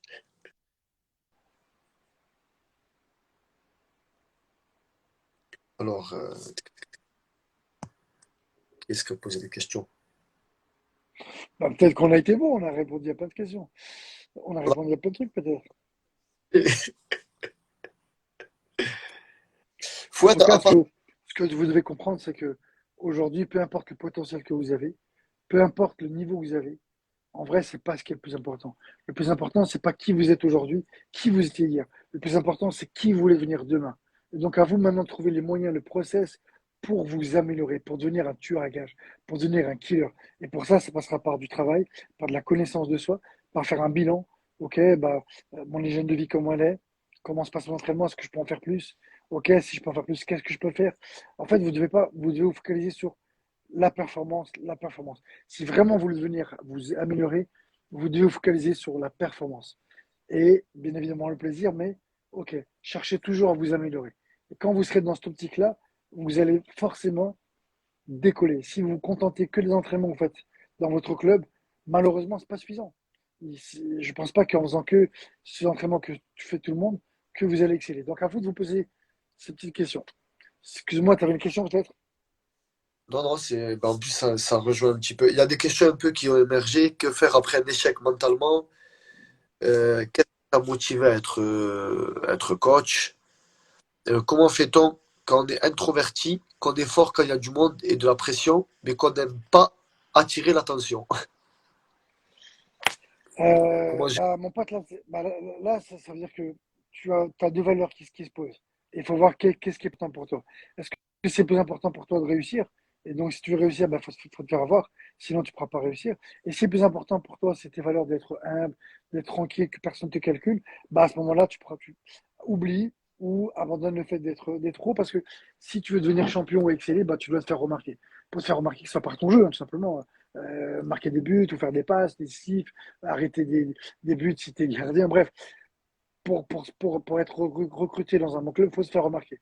Donc, il faudra avoir une attitude sur le terrain qui te fasse remarquer. Donc, si pour toi, c'est pas confortable, bah, j'allais dire au pire, bah, ça veut dire que tu devras faire ton choix. Être connu et réussir et être connu ou pas réussir, mais ça te convient, mais à ce moment-là, tu ne seras pas connu. Je ne sais pas si c'est clair un peu. Donc après, tu as deux valeurs qui s'opposent. Il faudra que tu vois toi laquelle est la plus importante. J'ai vu à un moment donné, il y a quelqu'un qui a posé, parce que maintenant je vois j'arrive pas à défiler, sur l'apnée. Il n'y en a pas un qui Ah, pose la question sur l'apnée là? il y a quelqu'un qui a dit Fouad, le roi de l'apnée. Non, je ne suis pas le roi du tout. Je me débrouille en apnée. Mais c'était quoi la question? Rien, rien, je pense qu'il voulait te titiller un peu. Il a dit Fouad, le roi de l'apnée. Ah, d'accord, non, non. Le roi de l'apnée, il reste 12 minutes sans respirer, donc en apnée. Moi, je suis Comment à 4 minutes 30. il a 12 dit minutes. il a dit le roi de l'apnée, comment il fait? Ah, ok, ok. Bah, c'est là où c'est important, parce que si c'est une question, le mental. En fait, quand je reste, donc mon record à moi, c'est 4 minutes 30 donc en apnée, hein, sous l'eau.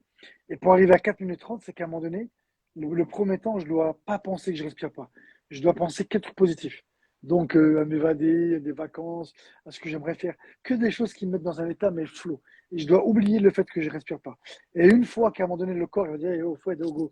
Eh oh, tu respires pas, c'est quand c'est dur. C'est là où je vais rentrer dans une deuxième phase, c'est d'accepter la fatigue, d'accepter la douleur. Et c'est ça qui est difficile, c'est que les gens, dès que c'est douloureux, ils vont respirer. Et c'est là où, boum, je vais résister. Pour ça, je vais essayer de encore disjoncter mon cerveau, le dévier pour penser encore à autre chose, tout en me focalisant sur le fait que j'accepte que j'ai mal.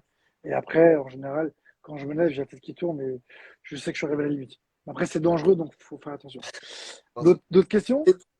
Il y a une question qui est vraiment intéressante, Fouad. Comment gérer l'appréhension de la reprise après une blessure? Ok, super important. Bah, focalise-toi sur bien joue bien. Focalise-toi sur comment tu étais quand tu joues bien. Si tu focalises ton attention sur la blessure, tu vas trop blesser. Et tu vas avoir des doutes et de la peur qui vont faire que ton niveau il va chuter. Et le pire que ça, c'est que tu vas te blesser. Maintenant, pense à toutes les fois où tu as rentré en contact, tu t'es pas blessé et que tout s'est bien passé. Et bah, tu t'es blessé, ok, bah, next, passe à autre chose. Pense à maintenant à devenir meilleur et à rentrer en contact. Tu vois, c'est tout. Moi, alors, je peux te donner mon expérience. Hein. À 15 ans, j'arrive en finale des championnats de France de kickboxing à Gisors. Et donc, le rêve, ça y est, c'était mon premier championnat de France. J'arrive en finale. Et en finale, au dernier round, je me casse le bras. Mon bras, il est cassé. Alors, je peux même montrer, j'ai une belle cicatrice. Tu vas comprendre. Je sais pas si on voit. Ouais. Bon, tenir une main, c'est difficile, mais j'ai une belle cicatrice. Et donc, je suis resté hors du ring pendant presque 2 ans. Et on avait dit que j'avais des os fragiles à l'époque, que même je devrais arrêter la boxe et compagnie. Mais, mais moi, je me dis, mais qu'est-ce qu'il raconte ce médecin? Allez, rentre chez toi. Moi, je veux devenir champion du monde. Donc, en fait, je ne me suis pas focalisé sur il faut pas que je me blesse ou je vais recombattre. Si je recombats, je vais me reblesser. Non, non, ça, c'est sorti de ma tête. Mais par contre, si en montant sur le ring, je me dis, ah ouais, je me suis cassé le bras, il ne faudra pas que je me casse le bras ou je me recasse le même bras, bah, c'est fini, j'aurais pas été champion, j'aurais arrêté la boxe. Donc aujourd'hui, pense à le niveau que tu avais avant que tu te blesses, et puis pense à toutes les fois où tu es rentré en contact, et puis voilà, de toute façon, tu pourras me blesser sans même rentrer en contact. Donc oublie la blessure et pense à ton jeu, pense à améliorer ton jeu et à retrouver ton niveau. Je sais pas si c'est clair pour toi. Je pense que quand, puis c'est ce que j'ai vécu moi aussi, tu vois, j'ai une petite anecdote. Pareil, je me suis cassé la jambe à 19 ans, fracture tibia, péroné, cheville sur un tacle. Aïe, aïe. Et, et pareil, on m'a dit à l'hôpital et tout, ouais, le foot c'est terminé, ça y est, tu reviendras pas avec fracture de la cheville en plus. Et en fin de compte, eh ben, pareil, je me suis dit la même chose que toi. Qu'est-ce qu'il me raconte, lui? Il est fou. Il y avait que ma mère qui était là ce jour-là, et qui m'a dit, mais non, t'inquiète. Et en fin de compte, j'ai signé pro après, très tard. Et tous mes contrats pro, je les ai signés après cette blessure. Et je Oh, pense que c'est génial! totalement. Alors là, vous avez vu, il a un très bon exemple. Ça veut dire que lui, il s'est focalisé sur qu'est-ce qu'il raconte. Tu dis de la, tu dis de la merde. Moi, je vais être professionnel. Et tu as été footballeur professionnel parce que. Et maintenant, on va te poser une question. Qu'est-ce que ça serait si tu aurais dit, tu les aurais écoutés, les médecins? Eh ben, franchement, tu sais quoi? Le jour où j'ai signé pro, je me suis dit, heureusement que j'ai entendu ce gars dire ça. Parce que je suis persuadé que si je l'avais pas entendu dire, ah, tu pourras pas réussir, c'est fini le foot, eh ben, peut-être que moi, j'aurais pu sombrer. Et le fait que je l'ai entendu me dire ça, je lui dois, entre guillemets, hein, la motivation pendant des années de mes 5 contrats pro. Parce que ça m'a D'accord. motivé. Donc, toi, c'est là où on voit que toi aussi, tu as un mental de champion. C'est que toi, un obstacle ou une difficulté, ça t'a boosté, ça t'a, ça t'a surmotivé. Ah, Et, de fou. et je vais te- et je vais, ils ont fait une expérience en neurosciences, toi. Ils ont pris des nageurs en natation, et tu vas te reconnaître là. Et, on a voulu voir, différencier, est-ce que les champions, ils ont un mindset vraiment, il y a vraiment une différence. Et donc, on a pris plein d'athlètes et on leur a demandé de faire une performance. Donc, je sais plus c'était combien, 100 mètres au crawl, j'en sais rien. Et, et à un moment donné, une fois que ils sont arrivés, leurs coachs, volontairement, ils ont menti. Ils ont fait une performance correcte. On leur a dit, ce que tu as fait, c'est pas bon, ton temps, il n'est pas bon, recommence. Et là, c'est là où on a fait la différence entre ceux qui étaient champions ou pas. Eh bien, ceux qui étaient losers, qu'est-ce qu'ils sont dit dans leur tête? Oh là là, j'ai tout donné, ben vas-y, laisse tomber, je ferai pas mieux.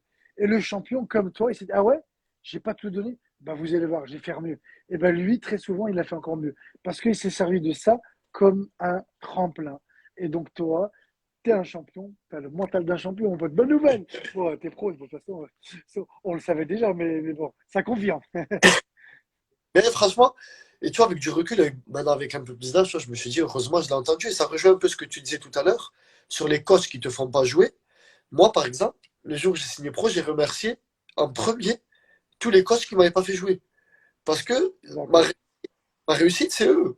Les coachs qui m'ont fait jouer, c'est bien. Mais c'est ceux qui m'ont pas fait jouer qui m'ont fait progresser, en fait. Parce que c'est eux Alors qui m'ont. là, Tu oh, vois. ce que tu viens de dire, ça vaut de l'or. Et c'est ça. Et tu vois, et ben en fait, là, tu es en train de dire exactement ce que j'ai dit tout à l'heure. Tu te rappelles? Je Ouais, mais leur ai c'est dit, tu te rappelles quand on a demandé, quand les parents demandaient, ouais, mais si mon fils il joue pas, l'entraîneur il est parce qu'il aime pas mon fils, ou il est injuste, ou il préfère un tel. Ok, mais regarde-toi. Toi, aujourd'hui, tu t'es pas trouvé d'excuses. Au contraire, toi, tu t'es servi de ça comme une force. Tu as positivé et ça t'a poussé au contraire. Toi, tu avais besoin de ça t'a poussé à t'améliorer. Donc aujourd'hui, toi, tu as été un proactif, enfin, tu as été un proactif et pas un propassif. C'est trop facile de dire, ouais, mais c'est la faute du coach. Il m'aime pas, l'entraîneur m'aime pas, lui m'aime pas, lui m'aime pas. Ok, et qu'est-ce que tu fais pour changer? À part dire que c'est de sa faute. Ok, et toi, tu t'es servi de ça pour au contraire. Bah vas-y, ok, tu m'aimes pas, tu ne me fais pas jouer, et ben moi je vais encore m'entraîner plus, ou dès que j'aurai 5 minutes de jeu ou machin, je vais vous je- montrer que le boss, c'est moi. Donc non, c'est génial. c'est réel. Bon, après, bien sûr, quand je lui ai envoyé un message que j'ai signé pro, je lui ai dit merci. Il m'a dit pourquoi? Je dis parce que tu m'as pas fait jouer. Et ça m'a permis de travailler. Il n'était pas très content. Ouais, ouais, mais Il y a une, franchement, t'as assuré. une dernière question, après on va laisser Fouad, parce qu'il nous a fait l'honneur d'être. Ouais, Pour parler du cas personnel de Karim Benzema, a-t-il déjà envisagé de quitter le Real, notamment quand Mourinho le descendait dans la presse? franchement, de ce que je me rappelle quand j'ai échangé avec Karim, comme je vous l'ai dit, il a toujours dit que le Real c'était son club préféré. Alors après, peut-être qu'il l'a dû envisager à un moment donné, mais lui, justement, il cherchait vraiment à progresser, à s'entraîner dur. Alors, peut-être qu'il l'a envisagé, c'est possible, hein. Après, tout est possible. Mais de mémoire, lui, il cherchait plus à prendre sa place. Parce que son rêve, c'était de réussir au Real de Madrid. Et lui, il ne le voyait pas comment partir, c'était un échec. Et la preuve, bah, c'est que ça. Et après aussi, il y avait une chose qui était bien pour lui, c'est que le président du club aimait bien Karim. Tu vois, il était proche du président.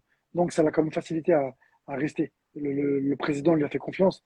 Et heureusement, Real aujourd'hui, c'est le meilleur buteur de l'équipe d'Espagne, le meilleur joueur du Real et peut-être l'un des meilleurs joueurs au monde. D'ailleurs, Karim, bon, je pense pas que tu nous écoutes, mais s'il y a des gens qui connaissent Karim, ou je te ferai un message, grosse dédicace à toi et force à toi, parce que justement, Karim démontre à tout le monde que malgré tous les obstacles, on l'a retiré de l'équipe de France. Il a eu plein d'affaires avec la justice, et à chaque fois, il est revenu plus fort, il est revenu en équipe de France encore plus fort. Donc c'est pour ça que quand on a des difficultés et des obstacles, ça peut dire que c'est la fin. Il faut juste trouver le moyen de revenir plus fort, c'est tout. Bon, la Exactement. phrase, vous la connaissez, un truc de gladiateur, là, de Spartak. Ce qui ne te tue pas te rend plus fort. Mais c'est vrai, si vous êtes encore là, cherchez à vous améliorer, c'est plus important. Et surtout, faire comme toi, être des proactifs et non des propassifs.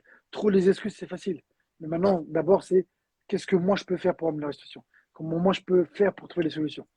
Et quand vous serez dans cette optique-là, croyez-moi, vos experts, votre potentiel va tout exploser.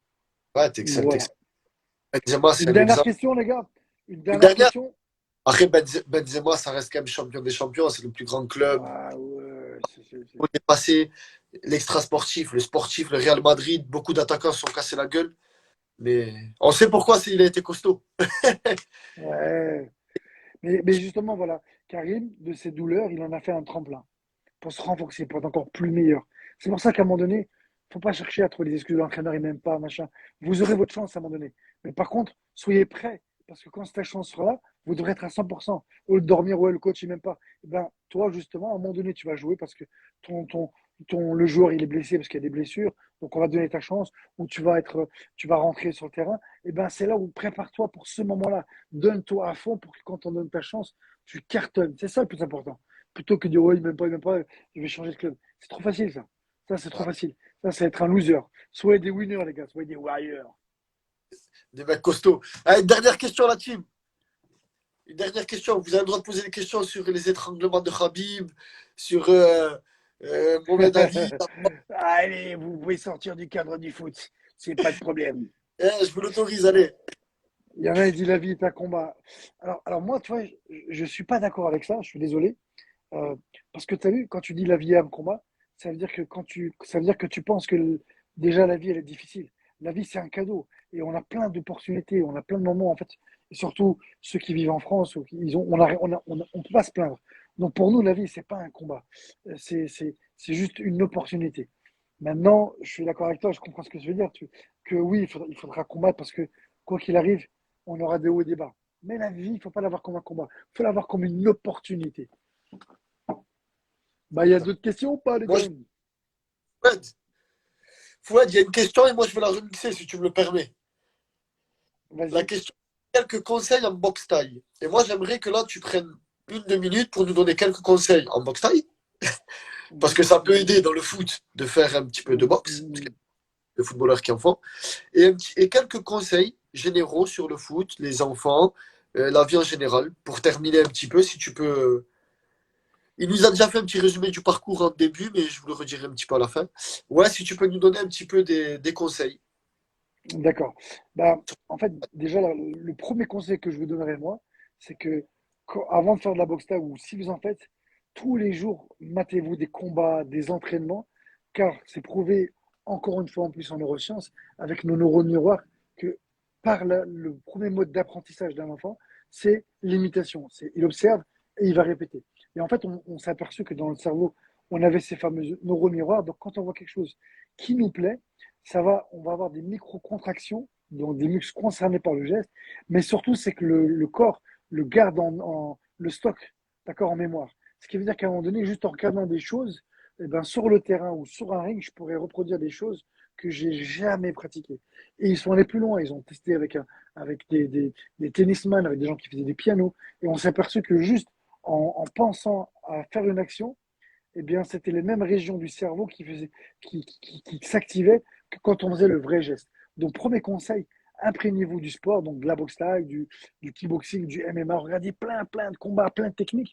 Et puis, à un moment donné, quand il y a une technique qui vous plaît, bah, remettez-la en boucle tous les poules, 5 minutes, pendant une semaine, 15 jours, et vous allez voir qu'à un moment donné, vous allez la mémoriser, mais c'est votre corps qui va la mémoriser. Ce qui fait que quand vous allez pouvoir la reproduire sans même rien faire.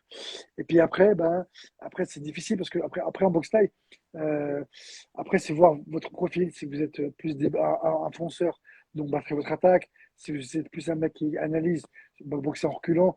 Après, après donner des conseils comme ça, c'est difficile. Hein. C'est vraiment difficile. Acheter mes formations. J'ai une formation en boxe taille, j'ai une formation sur apprendre à boxer comme un champion et une sur le clinch en boxe taille, une en MMA. Voilà. Et aussi une avec un sac de frappe, solo performance boxing. Sur ma page Sbiri Fight TV. Et si je fais enfin, plus de personne ne le fera. Donc laissez-moi tranquille. Et quelques petits conseils généraux, Fouad, sur le mental un petit peu. Un, deux petits conseils que les gens vont garder pour eux, penseront à toi. Euh, Repose-moi la question. Un ou deux petits conseils sur la préparation mentale, l'importance du mental dans le sport ou en général, pour ceux qui viennent d'arriver. Il y en a beaucoup qui viennent d'arriver. Ouais. Moi, la première chose que je vous dirais, c'est que en vrai, peu importe où vous êtes aujourd'hui, du niveau que vous avez, il faut vraiment vous dire que l'avenir, tout est possible. Et euh, donc tout ce qui est possible. Donc vous avez tous des ressources, des capacités, et vous, eh ben, cherchez maintenant à les améliorer. Peu importe qui vous étiez hier, peu importe qui vous êtes aujourd'hui, peu importe vos objectifs, eh bien, vous pouvez les atteindre. Alors quand je veux vous dire donner les moyens, c'est trop bateau. Mais c'est vraiment essayer de comprendre. Donc de se mettre une stratégie, d'apprendre à se connaître, donc faire un petit bilan sur soi, quelles sont mes peurs, quelles sont mes forces, quelles sont mes faiblesses. Par exemple, mon cas, moi, je suis pas quelqu'un d'organisé. Donc, maintenant que je me suis formé dans l'organisation, je vais beaucoup plus vite. Donc, en fait, c'est d'analyser quels sont vos points faibles, quels sont vos points forts, les ressources sur lesquelles vous allez pouvoir utiliser, avoir une ambition qui soit à la hauteur, donc vraiment avoir un réel, quelque chose de très ambitieux qui va vous donner la patate de vous lever. Soyez patient, régulier, car la réussite pour moi, si je devais donner une formule de la réussite, ça serait la réussite égale donc euh, pensée positive. Donc dans la pensée positive, ça va être la détermination, de rien lâcher, de rebondir, bref. Dans la pensée positive, on va mettre plein de choses, gérer les émotions. Ensuite, c'est la rigueur. Rigueur. Donc, il faut travailler. Et le troisième, c'est patience. Et quand vous êtes dans le dépassement de soi, donc pensée positive, dans la rigueur et dans la patience, terminé. Vous pouvez vraiment arriver à tout ce que vous voulez. Ouais, et la quatrième, c'est le dépassement de soi. Voilà ma définition de la réussite. Sortir de En votre tout zone de cas, confort pour rechercher.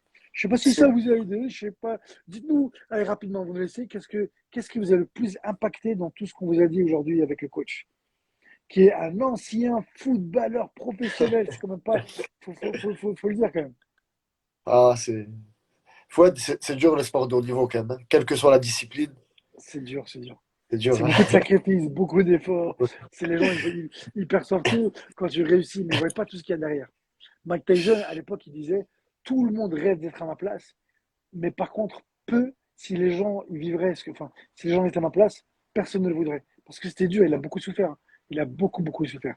Et justement, tout le monde veut de la réussite, mais personne ne veut souffrir. Aujourd'hui, celui qui veut maigrir, il veut une pilule magique, il veut perdre rapidement. En fait, on veut tout rapidement. Et c'est tout ça le vite. problème. C'est que tant que vous serez impatient, vous ne pourrez pas vraiment réussir. Soyez patient, c'est pour ça que je disais la patience, la rigueur. Donc la rigueur, c'est le travail, travail, travail, travail. Donc discipline, rigueur. Après, pensée positive. Donc quoi qu'il arrive, restez toujours positif, croyez en vous, croyez au potentiel, croyez en Dieu si vous ne croyez pas en vous. Et après, le dépassement de soi, c'est vraiment apprenez à dépasser vos limites. Donc aujourd'hui, maintenant, là, quand vous allez raccrocher, dites-vous qu'est-ce que je peux faire qui sorte de ma zone de confort? Qu'est-ce que je peux faire de plus? Qu'est-ce que je peux faire de mieux?